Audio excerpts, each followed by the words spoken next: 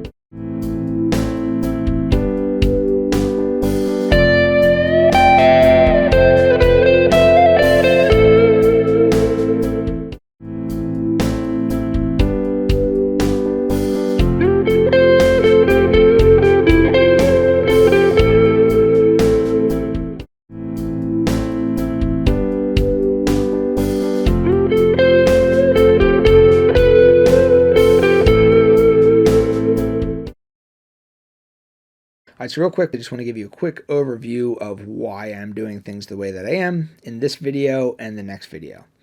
So this video, the next video, every video that I've ever made up until now, every single thing on the zombieguitar.com website, which if you haven't already checked out zombieguitar.com, what are you waiting for? If you like this YouTube channel, zombieguitar.com is a million times better. A million times better. So if you like this channel and you think, hey, I like that Brian Kelly guy's lessons, I want to check out more of his stuff or whatever, zombieguitar.com is a million times better than this YouTube channel. So that's all I'm going to say about that for now. Every single thing I do is about teaching you how to create your own music. I want you to be able to write your own licks, your own phrases, your own solos, your own songs. I want you to be able to listen to your favorite guitar player's solo and be able to figure it out by ear in a matter of minutes. And that's not as hard as you may think. You can be able to listen to your favorite guitar player's solo, say, okay, I know what key signature they're playing in. All right, I can tell that they're kind of up higher on the neck of the guitar. All right, they're playing in this pattern of the scale. Okay, I see what they're doing. All right. And then you can kind of just figure out their solos by ear in a matter of minutes without needing to rely on tabs, without needing to have someone show you what they're doing. All of that stuff is what I teach. That's the goal of everything I teach. So even though I'm giving you example licks in this video, even though I'm going to be giving you example licks in the next video, they're yours to keep. You can have them. You can do whatever you want with them. You can call them your own. You don't even have to give me credit for them. Why? Because I don't care. Because I can write more licks. I can write more songs. I can write more solos. Once you know how to do this stuff, once you understand the fundamentals of music, once you understand how it all fits together, you can write infinite licks. So my goal is to be able to teach you how to do that. So these sample licks that I'm showing you in this video and the next video are just a demonstration of each of the patterns for one single key signature. Alright, so with that said, this video and the next video are going to be all in the same key signature. So when I say the same key signature, there are 12 possible key signatures. 12 total key signatures. For each of the 12 key signatures, you can call it by its major name, or you can call it by its minor name. So every major key has a relative minor key. Every minor key has a relative major key. So for each of the 12 key signatures, you could say, okay, that's the key of C major, or you could say that's the key of A minor. It's just a key signature, relative major minor pair. What a relative major minor pair means is that they share the same stuff. They share the same available chords. They share the same notes. They share the same scale patterns. Everything about the keys are the same.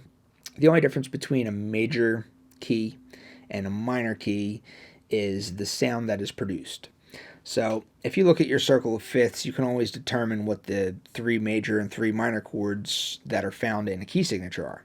So we're in the key signature of C major / A minor, because that's a relative major minor pair. If you want to know what your chords are for that particular key signature, you look on your circle of fifths, you look at your grouping of 6. You have the 3 major chords in the outer circle, you have the 3 minor chords in the inner circle. Those are your pool of chords that you can use. You can play those chords in any order that you want. Doing so will keep you 100% in that particular key signature, one of the 12 possible key signatures. So A minor, moving to a G major, moving to an F major. Then the F major chord is going to be held out twice as long. So it's the same rhythm section that's used in the Stairway to Heaven solo. So it's a little slower. The sound's a little bit different, but if you know the Stairway to Heaven solo, the end solo of Stairway to Heaven, you could essentially just play the Stairway to Heaven solo over this rhythm section that I'm using, and it's going to work because it's the same key and it's the same chord sequence. It's A minor, G major, F major, held out for 2 bars, and then it repeats itself. So when we get to the next video, the only difference is instead of playing A minor chord, I'm just going to be replacing it with a C major chord. So the rhythm section is going to be C major, G major, F major, held out for 2 bars. That's the only difference. So all of the licks and stuff that I use in this video and the next video, it's all going to be the same, but the rhythm section is going to be dictating, okay, minor sound or major sound. Same key signature, same scale pattern, same notes, same everything. The pentatonic scale contains 5 notes only, that's it. The diatonic scale contains 2 additional notes in addition to those 5 notes that are found in the pentatonic scale. So it doesn't matter if you're playing in your pentatonic position number 1 right here, or pentatonic position number 2 or number 3. It doesn't matter if you use the entire fretboard playing the pentatonic scale.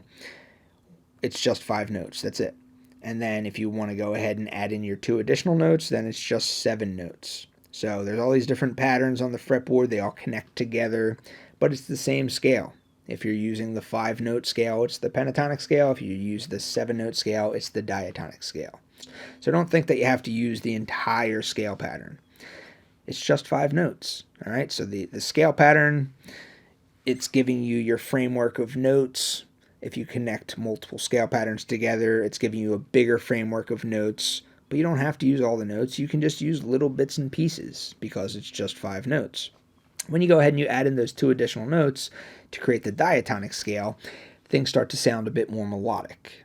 So that's the real difference. If you just stick to purely the pentatonic scale, it's going to have like a rock sound to it. It's a really cool sound. I mean, pentatonic sounds awesome. Zakk Wylde, everyone knows who Zakk Wylde is, but he does a lot of really cool pentatonic stuff, and it sounds awesome.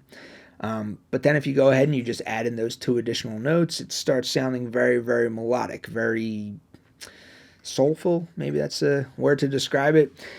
And you're going to hear that. You're going to hear, okay, if I just stick to purely pentatonic, it has a rock sound. It has like an open sound. But when you go ahead and you add in those 2 additional notes, wherever you happen to be, whether it's position 1, 2, 3, 4, whether it's a little chunk of the position, whatever. When you go ahead and you add in those extra diatonic notes that are still part of the overall key scale, but not pentatonic notes, you know, there's 2 additional notes. When you go ahead and you add those in, it just adds this whole new melodic element that's not there when you're sticking to purely pentatonic. No matter which pentatonic position you're playing in, no matter where you happen to be on the fretboard, you always have the option to go pentatonic only or full diatonic. So pentatonic only or full diatonic by adding in your 2 additional notes. So no matter where you're at, no matter what position you're using, no matter how small of an area within the position that you're using, you're always going to have those extra 2 diatonic notes that aren't part of the pentatonic scale but are still part of the overall key scale.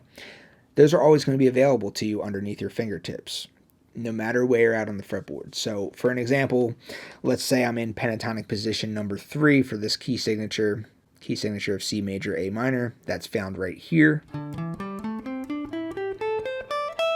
So that's your pentatonic position number 3 for the key signature of C major / A minor. Let's say that I want to kind of just focus on just these strings right here. Just the G and B string. So if I'm just sticking to pentatonic and I'm making up, you know, a lick or a phrase right here, and I just want to go pure pentatonic. So if I want to add in the 2 additional diatonic notes, they're going to be found right underneath my fingertips.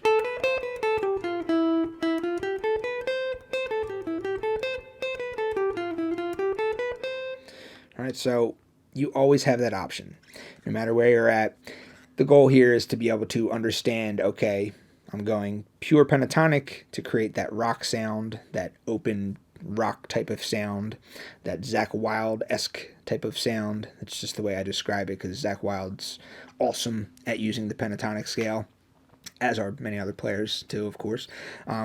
But, you know, you can go pure pentatonic, get that rock sound, or you can say, all right, I want to try and add some more melodic sound to it. I want it to sound a little bit more soulful, or however you want to describe it, by adding in those extra 2 notes. And it doesn't matter if you're here, here, here, here, here, here. Wherever you're at, those 2 extra notes are always going to be right underneath your fingertips. So these were minor licks. Stay tuned for the next video. There's going to be major licks. As I said, I'm going to be using the exact same scales, the pentatonic scale, the diatonic scale, same exact set of notes, because it's going to be the same key signature. The only difference is that the licks that I do next time, they're going to have a different sound. They're going to have a major sound to them, because the chord progression that I'm soloing over is going to be dictating that. The chord progression is going to be dictating a major sound in the next video, whereas in this video it's dictating a minor sound. Alright, so that's it for this video. I hope you guys liked it. See you next time.